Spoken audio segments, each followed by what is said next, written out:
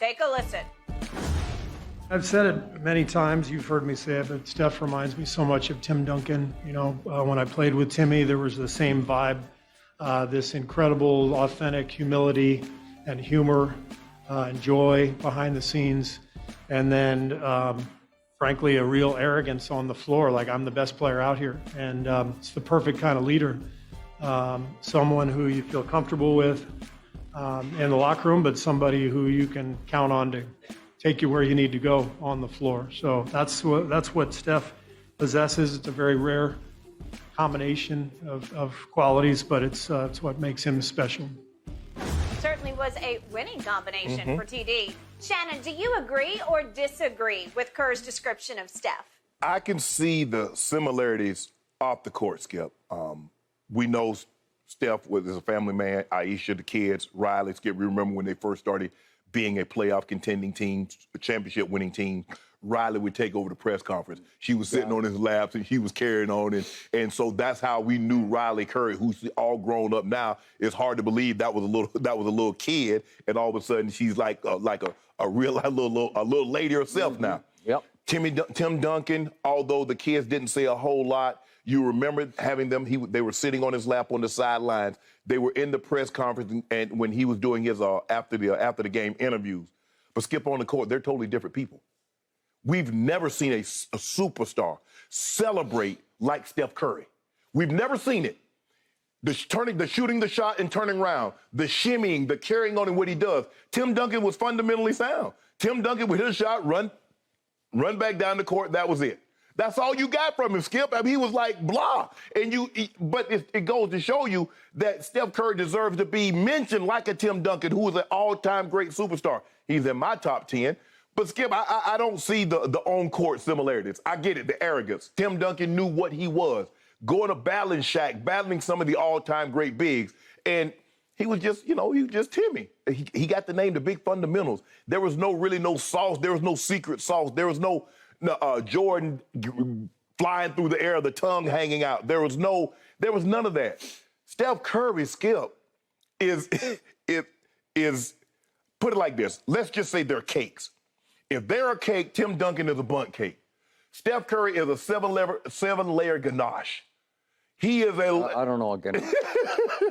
Well, yeah, I mean, you can call your brother and ask you about ganache. He's whipped cream, he's sauce, he's all these things. Tim Duncan was none of that. Now, I get like Steve Kerr would know Timmy, but I didn't see it. Now, maybe Timmy was doing things that obviously they didn't cover they covered the games, but Skip, everything Steph does. I mean, hell, we would never know if they didn't replay it that he had actually shot a shot and turned his back and ran up court because he knew it was good. All the shimmying and all that stuff. So, Skip, I get what Steve Kerr is saying about these guys off the court. They were both family men. They were both, they were great great leaders in the locker room, supremely confident. Multiple-time champ. Steph is the 3-time champ, 2-time MVP, 2-time scoring champ. He has an opportunity to book in.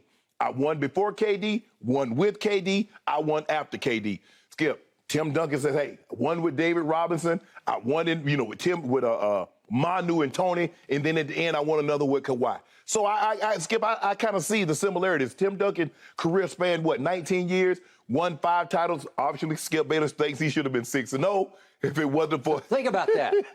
If not for Ray Allen, Tim Duncan goes Michael Jordan. He goes 6-0 in the final. He didn't have 6 MVPs, but he would have gone 6-0 in the finals. Go ahead. He would have. And Steph Curry now he has an opportunity to do he's gone 6 times in 8 seasons, has an opportunity to win 4 and 6. So for me, Skip, I see some of the similarities off the court. I see more similarities off the court as opposed to on the court.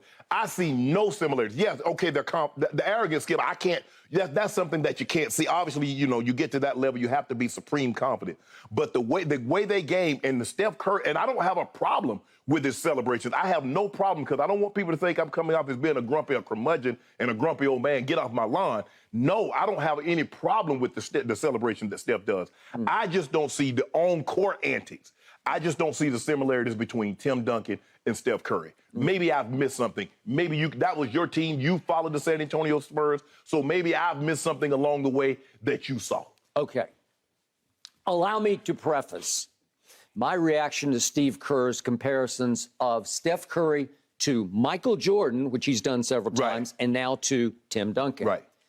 Allow me to preface by saying, I remind you, going into Steph's draft, I was all about Steph. The rest of the world was all about Blake Griffin, and yet my teams are at the University of Oklahoma, as you know, and Blake had gone back for his second year, which is unusual. It should tell you something. If you need to go back again, something might be amiss, right? He couldn't shoot a lick. He couldn't make a 1-foot shot when he was at OU. He might have liked college. Okay, maybe he liked college, but everybody was all about Blake Griffin as the #1 overall. I said, no, that little guy at Davidson, you want to talk about a handle? You want to talk about a shooter? I'd never seen anything quite like that. So I preface all this with that. But I didn't see any of the arrogance in college whatsoever. Not a single shred of any of the showboating hot doggery that you just described manifested itself at all at Davidson, even all the way into the NCAA. Went to the Elite Eight, almost knocked off Kansas. They almost knocked him off, and they should have knocked him off. Steph didn't get the last shot. I would have loved to see him take the last shot in that game and seen what would have happened. Okay, now back to this comparison. I am fascinated with Steve Kerr's discussion, with the depth with which he analyzes Steph, because we got this incredible, shocking sort of dichotomy of humble leader and supreme arrogance on the court. When have we ever seen that? It's almost like a split personality that Steph Curry has.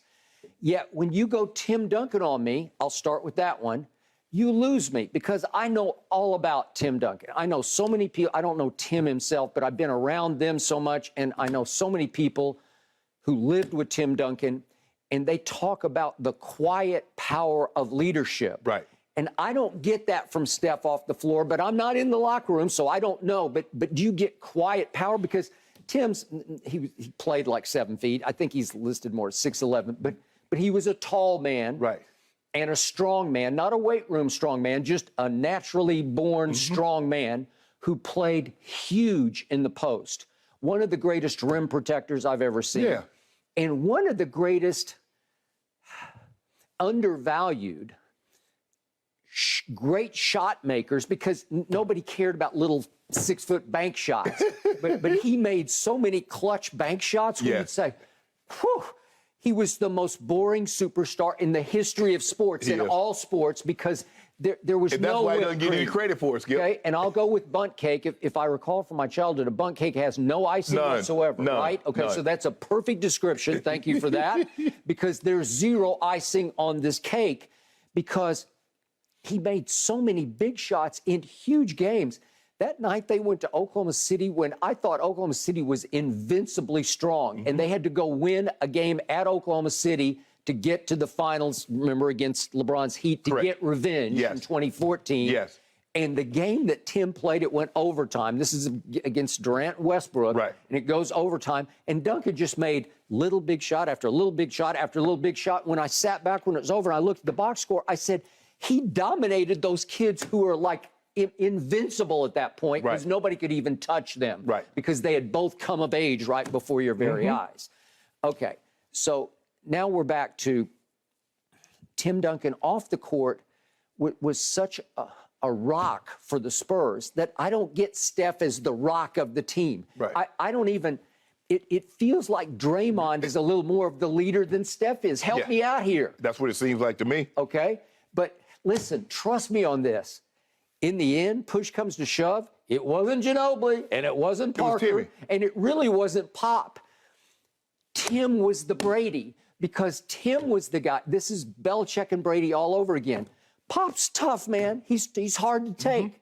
Not many would have taken his old school junk that he just tossed all over these guys, because he was outrageous in how he pushed them. He was very militaristic. He was just like Brady, just like Coach Belichick, whose father was at the. And as we see him bully the media, his nature is sarcasm. And his nature is to ridicule players who don't get it, or who don't come up clutch in big moments, or he would just tear them apart verbally in front of the team. Guess who? Blessed. leave him be. It's okay. We'll win in spite of him. What did Brady do all those years under Belichick? It's okay. Swallow it. Right. We're going to be okay. We will win in spite of this. Right. He's got a lot of good things to say. Embrace the good things and forget about the sarcasm and the ridicule because it's all okay. We will survive this, right? Okay, so that's Tim Duncan all over. It's Brady all over. Right.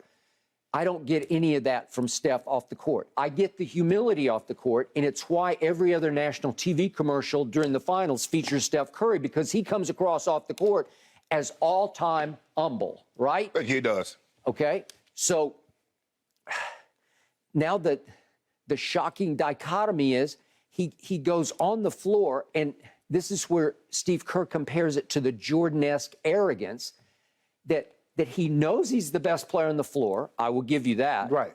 But he has to demonstrate it with all the showboating. I've never seen anything like it. Right. But because he's so humble and beloved off the floor, because he revolutionized the game, because so many kids love Steph because he's so lovable, because so many kids of average size can relate to Steph heaving threes before they can relate to Michael Jordan slam dunking. Right? You can't relate because how many people can actually dunk? Well, it's not that many in our population who can actually dunk, right? What would be the percentage? I don't know. How many males or females in this country, how many could actually dunk? It's small. It's a very, very small percentage. Wouldn't it be like 2%? It's double the percentage that got people that can shoot threes as opposed to dunking. Thank you. I can just grab Skip. You see people, they grab people out the stands and they make a three-point. They make a three-point shot for $5,000-$10,000. You're not pulling somebody out the stand and say dunk it for $10,000 and they do it. So Steph revolutionized the game on the floor, and he revolutionized the way that people can consume and relate to the game because all of a sudden this little guy. Some people say he's 6'3". I think he's 6'2"-ish. This little guy who looks even smaller compared to all the giants on the floor, he does that, and it's electrifying to watch. It is wildly exciting. I will give you that. He invented the logo 3. He invented being able to move without the ball. Not Reggie was doing it, but Steph, as Kerr points out, he moves without the ball, and with the ball, he can just go ahead and create his own three. Yeah, nobody's been able to shoot the ball. No. The Reggie couldn't handle the ball. Ray Allen couldn't handle the ball like Steph. Steph can literally dance with the ball in his hands and get that shot off. Okay, so where did all this come from? Well, it's Steve Kerr's trying to say that he needed that to sort of validate his dominion on the floor where he dominates, where he wants to show everyone he's the best player on the floor. And I've never loved it. You said, well, you're not going to criticize it, but it was always shocking to me that nobody complained about it. And the reason they couldn't is because he was back-to-back MVPs. Right. He was a unanimous MVP, and he's the greatest three-point shooter ever. And then we leap all the way to he's the greatest shooter ever. So I think he is so beloved by the media and the fans that nobody's going to publicly criticize him. But I believe that behind closed doors, even the Celtics are saying, hey, we're going to let him showboat on us tonight? We're going to let him do the lookaways? Are we going to let him put us to sleep? Really? No, I don't believe so. And Skip, you mentioned something about what Coach Popovich and comparing him to Coach Belichick and Brady. Well, let me ask you this. Do you believe Steve Kerr has coached Stephen Curry as hard as Coach Belichick, Coach Brady, as hard as Pop, Coach Duncan? No. No. I mean, it's not Steve Kerr's way. Exactly. Because he's basically a nice guy to me. Yes. Right? Yes. And he's more instructive. You know, let me tell you how to do this. Right. Because Steve Kerr was a really good shooter. He's one of the greatest free throw shooters ever. Yeah. So I think there's a connection between Steph and Clay and Steve Kerr because they know he can. Well, I think he goes on the floor when practice is over with them, and he'll shoot them for whatever they want to shoot for. And no matter what, Skip, he did make a big shot in the NBA Finals. He made a big shot. He was trusted to take a shot, and he made that shot. And so I get what Steve Kerr is trying to say. It's like, yeah, you look at the guy, he's 6'2", 6'3". They call him the babyface assassin, but he's a cold-blooded killer. And so I see. Because, like I said, Skip, I think that's the reluctancy that people have of putting him in the top 10.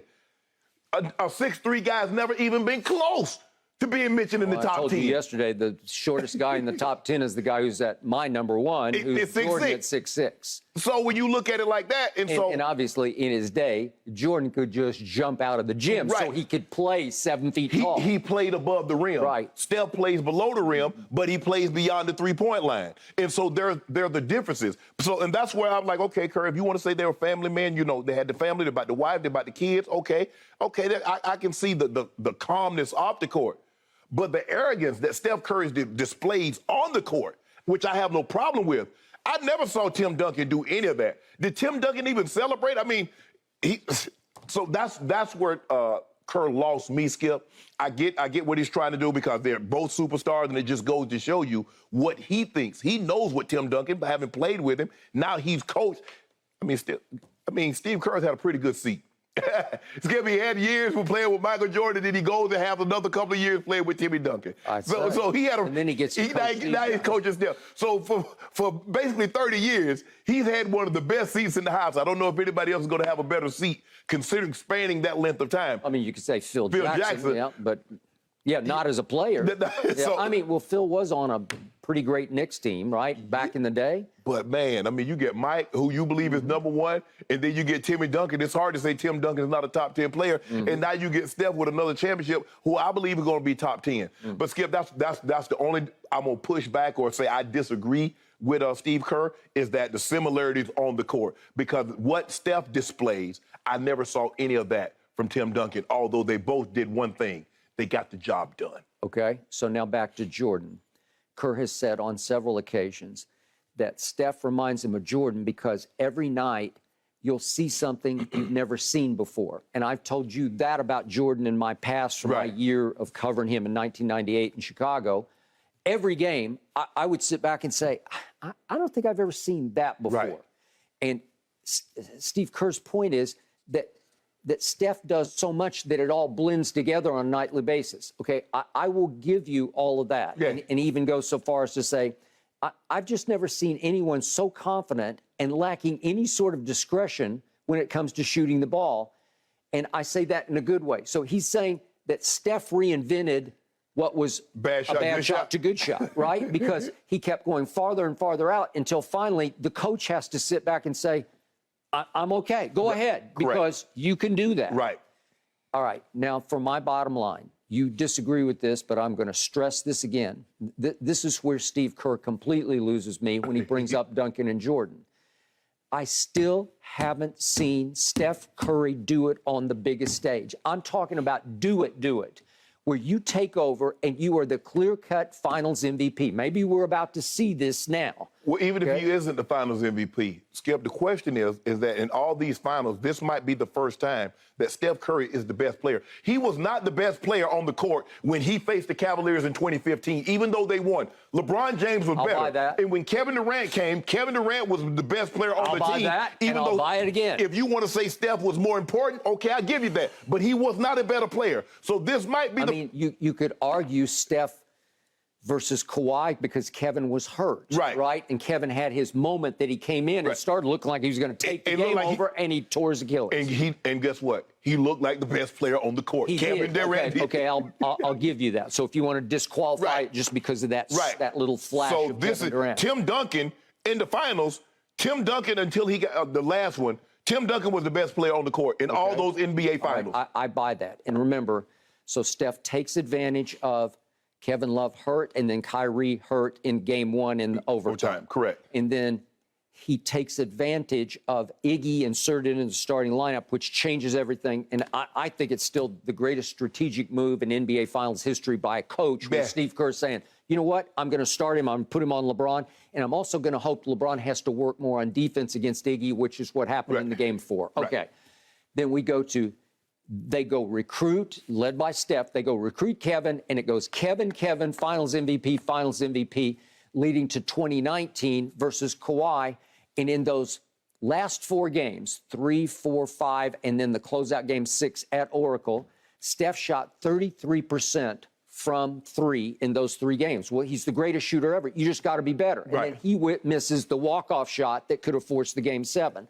So he was horrendous obviously in the collapse in 2016 when they were up 3-1, and then those last 3 games.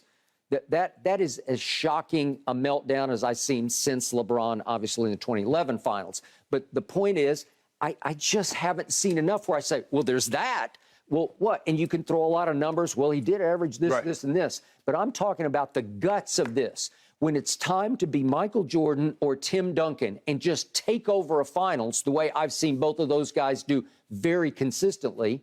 Listen, Tim Duncan, well, even against LeBron in 2007, I know Tony Parker got the MVP, but Duncan was just, he was a force. Right. LeBron didn't have Tim Duncan. So in the end, and what did Timmy tell him in the hallway after? It's going to be your league. It'll be your time coming up, but right now is not your time. Right. Well, he knew it was Duncan time. Right. And again, Duncan put them in position in Game 6 of 2013. The cordons are out, and they're about to get presented the trophy. And then Ginobili missed a free throw, and Kawhi missed a free throw, and you know the rest of the story. Right. And it's a Ray Allen game, okay? Well, Tim Duncan they're up 5 with 23 seconds left. What? Up 5? That's how close he came to being 6-0 in the finals. Yeah. Well, I can't. Steph hasn't done nearly enough on this stage for me to say, yeah, I get that comparison. I'll buy into that because it's invalid, because all Steph has done to me is prove to be, in the regular season, the greatest shooter ever. Right. Greatest shooter ever, unquestioned. Maybe not the guy who can get the hottest ever, because I believe that's his running mate. Yeah. And we'll see if that manifests itself in this final. Skip, when people make the comparison to Kobe and Jordan, it's like, okay, we see everything, mannerisms, everything, the cold-blooded mentality. I don't give a damn about you. I'm trying to win this game. I ain't got no friends. I get friends. I buy a dog if I need friends. So you saw that. The only thing that I see with Steph and Timmy is off the court. As far as family, at the time, Timmy was married, had kids, and the kids would be at the press conference. They'd be on the sideline sitting on his lap. Other than that, Skip, I'll buy that.